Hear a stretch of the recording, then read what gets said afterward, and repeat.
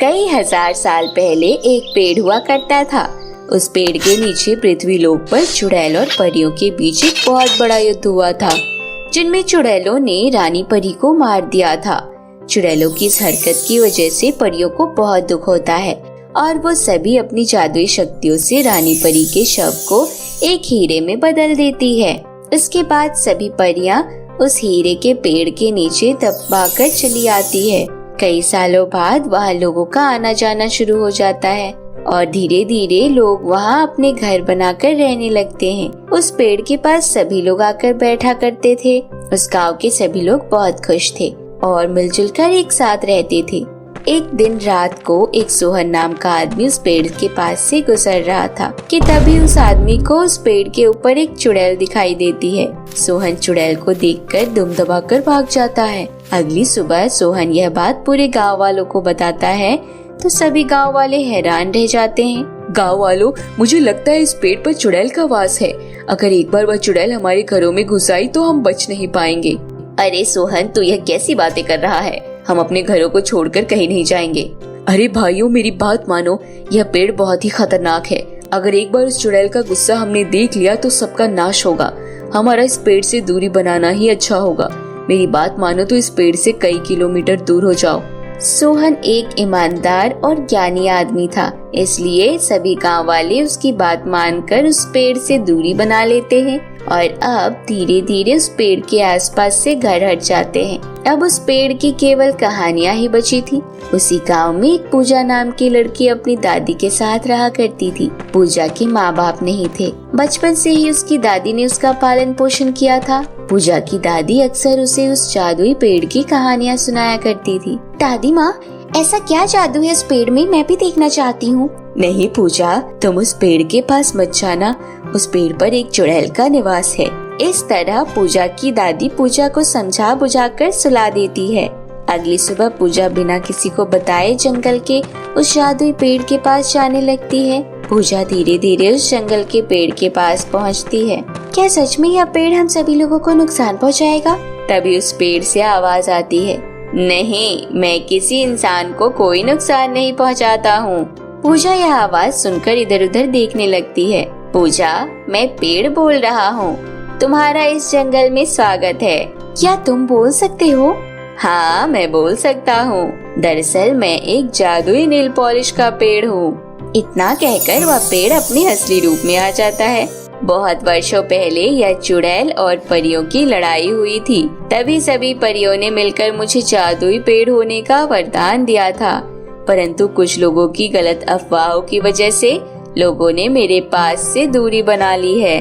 गाँव वाले कहते हैं आपके पास कुछ ऐसी शक्ति है जिससे गाँव वालों का नुकसान हो सकता है। नहीं, ऐसी कोई बात नहीं है। कुछ वर्षों पहले मेरी जादुई शक्तियों पर चुड़ैलों ने कब्जा कर लिया था और तभी से चुड़ैल मेरे ऊपर निवास करने लगी थी, परंतु अब मैं चुड़ैल से पूरी तरह मुक्त हो गया हूँ। सभी परियों का मेरे ऊपर आशीर्वाद है। बताओ प्यारी बच्ची, तुम्हें क्या चाहिए? मैं तुम्हें वही चीज दूंगा। क्या सच में आप मेरी कोई भी विश पूरी करेंगे? हाँ, तुम एक ईमानदार और अच्छी लड़की हो। मांगो, क्या मांगती हो? पेड़ जी, कृपया आप मुझे अपने पेड़ की एक जादुई नील पॉलिश दे दीजिए।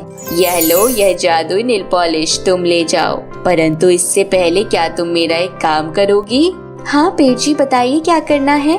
मेरे इस जादुई पेड़ के नीचे एक हीरा दबा हुआ है जिसमें रानी परी की आत्मा है। तुम उस हीरे को खोदकर नदी में डालकर बहा दो, जिससे रानी परी की आत्मा को शांति मिलेगी।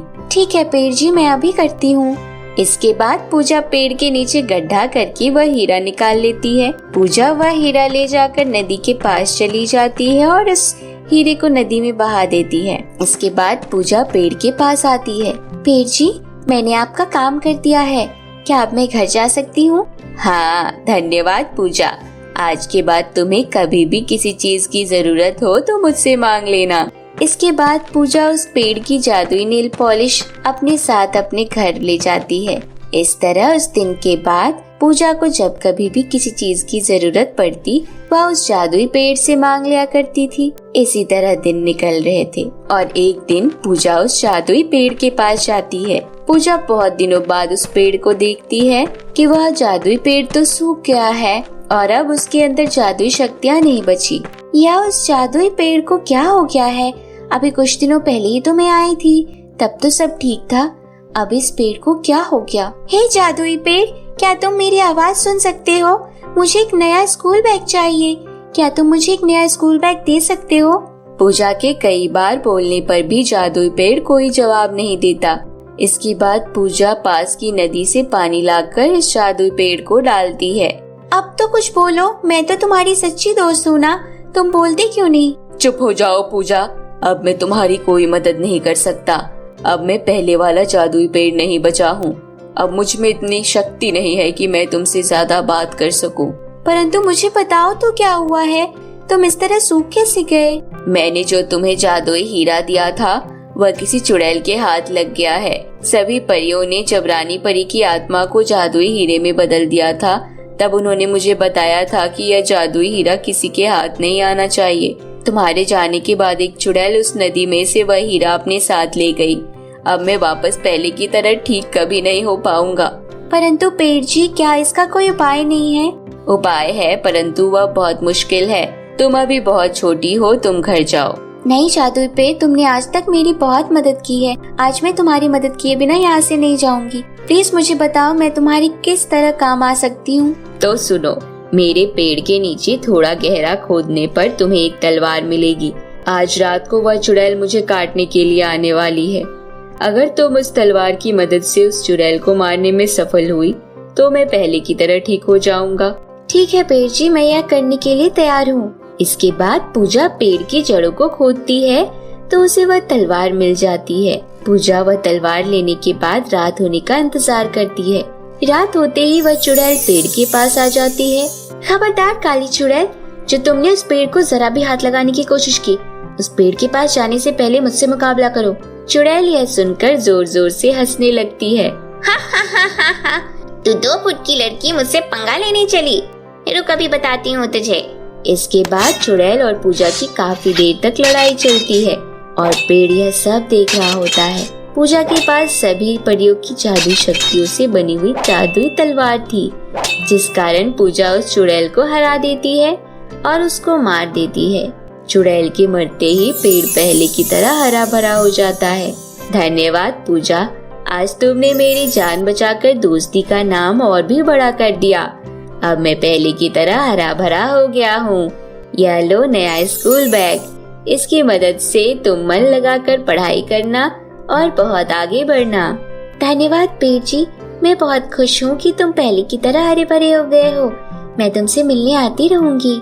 इसके बाद पूजा स्कूल बैग लेकर घर चली जाती है और इस तरह उस दिन के बाद पूजा हंसी खुशी से रहने लगती है। तो मेरे प्यारे दोस्तों, कैसी लगी आपको हमारी यह कहानी? हमें कमेंट करके जरूर बताइएगा। और यह कहानी अगर आपको अच्छी लगी हो तो इसे अपने दोस्तों के साथ शेयर कीजिएगा। तो फिर मिलती हूँ आपसे ऐसे ही किसी नई कहानी के साथ। तब तक के लिए बाय बाय दोस्तों।